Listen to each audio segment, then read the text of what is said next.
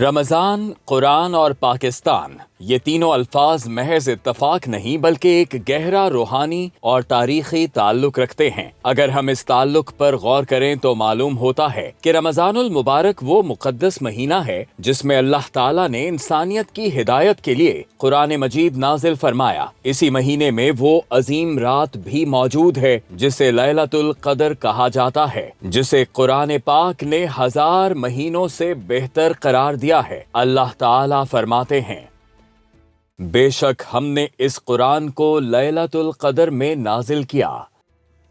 یہ بھی ایک حقیقت ہے کہ پاکستان کا قیام بھی رمضان المبارک کے انہی بابرکت لمحات میں عمل میں آیا۔ بر صغیر کے مسلمانوں نے ایک طویل جدوجہد اور بے شمار قربانیوں کے بعد یہ خطہ زمین حاصل کیا۔ اس جدوجہد کی بنیاد کلمہ طیبہ لا الہ الا اللہ تھی۔ اسی ایمان اور نظریے نے مسلمانوں کو متحد کیا اور انہیں انگریز سامراج اور ہندو قیادت کے سیاسی اتحاد کے مقابلے میں ڈٹ جانے کا حوصلہ دیا، یہاں تک کہ وہ ایک الگ اسلامی ریاست قائم کرنے میں کامیاب ہو گئے۔ یہ سرزمین اس مقصد کے لیے حاصل کی گئی کہ یہاں اسلام کے اصولوں کے مطابق خلافت راشدہ کی طرز پر ایک عادلانہ نظام قائم کیا جائے۔ ریاست مدینہ کے بعد مسلمانوں کے لیے ایک ایسی ریاست کا خواب تھا جہاں قرآن و سنت صلی اللہ علیہ وآلہ وسلم کی رہنمائی میں اسلام کا نظام یعنی نظام خلافت قائم ہو۔ بانی پاکستان قائد اعظم محمد علی جناح نے بھی واضح طور پر اس ریاست کے مقصد کو بیان کیا ہے کہ پاکستان کا آئین قرآن و سنت صلی اللہ علیہ وآلہ وسلم کی روشنی میں بنایا جائے گا اور یہاں اسلامی اصولوں کے مطابق نظام زندگی قائم ہوگا۔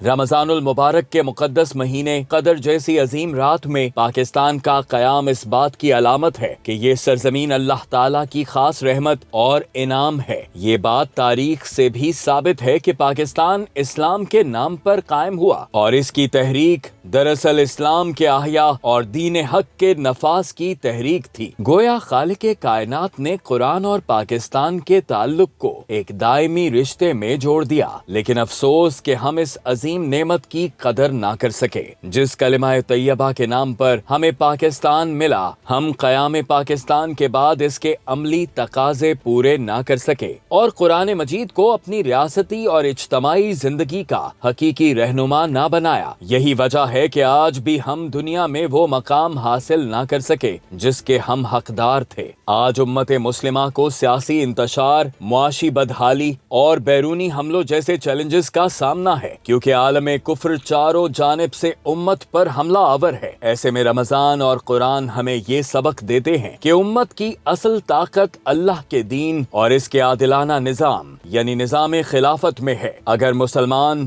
دوبارہ قرآن و سنت صلی اللہ علیہ وآلہ وسلم کی تعلیمات کو اپنی اجتماعی زندگی کا مرکز بنا لیں تو وہ نہ صرف داخلی انتشار بلکہ بیرونی حملہ آوروں کا بھرپور مقابلہ کر سکتے ہیں اور باہمی تفریق سے نکل کر یہود و نصارہ کو ہر محاذ پر نیست و نابود کرتے ہوئے دنیا کی دوبارہ قیادت کے قابل بھی بن سکتے ہیں۔